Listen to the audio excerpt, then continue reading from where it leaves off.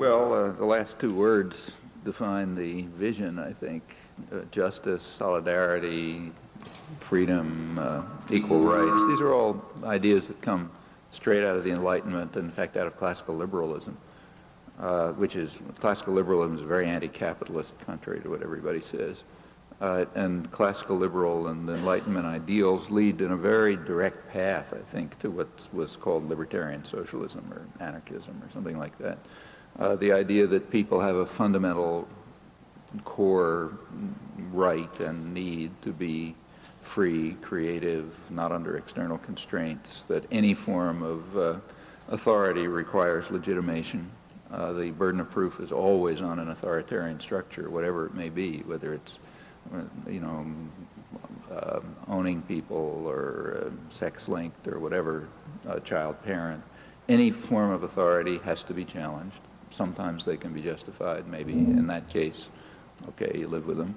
But for the most part not. And that would then lead quite directly to what were kind of truisms about a century ago. I mean, now they sound really crazy because there's been such a deterioration of values. But if you look at the thinking of just ordinary people, like say the working class press in the mid-19th century, which grew, where the ideas just grew out of the same soil, Enlightenment, classical liberal soil. The idea is, look, obviously people should not be machines. They shouldn't be tools of production. They shouldn't be ordered around.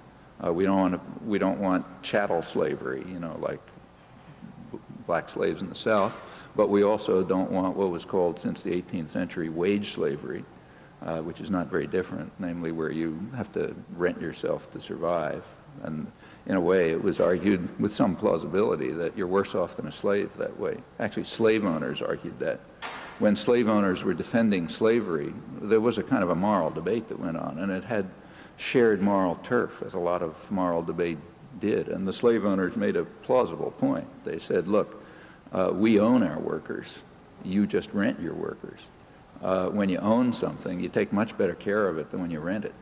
Like, to do it a little anachronistically, if you rent a car, you're not going to pay as much attention to taking care of it as if you own the car, for obvious reasons. Similarly, if you own people, you're going to take more care of them than if you rent people. You rent people, you don't want them anymore, you throw them out. You own people, well, you got a sort of an investment in them, so you make them healthier and so on. So the slave owners, in fact, argued, and that, look, we're a lot more moral than you guys with your capitalist wage slave system. And ordinary working people understood that. So, people would, like after the Civil War, you find in the American working class press bitter complaints over the fact that, look, we fought to end chattel slavery and now you're driving us into wage slavery, which is the same sort of thing. Well, okay, this is one core institution of the society where people are forced to become tools of others, machines, tools of others to be cast out if they're not necessary. I mean, that's just a grotesque arrangement, totally contrary to the ideals of classical liberalism or Enlightenment values or anything else.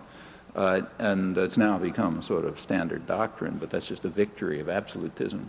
And we should dismantle all that stuff culturally. It starts with cultural changes. You got to change your minds, and your spirit, and recover what was common understanding in a more civilized period, let's say a century ago, in the shop floors of Lowell, Massachusetts, and so on. Recover that understanding, and then we work to simply democratize in all institutions, free them up, eliminate authoritarian structures. As I say, you find them everywhere. I mean, you find them from families up to corporations, all kind of authoritarian structures in the world. They all ought to be challenged. Very few of them can resist that challenge. They survive mainly because they're not challenged.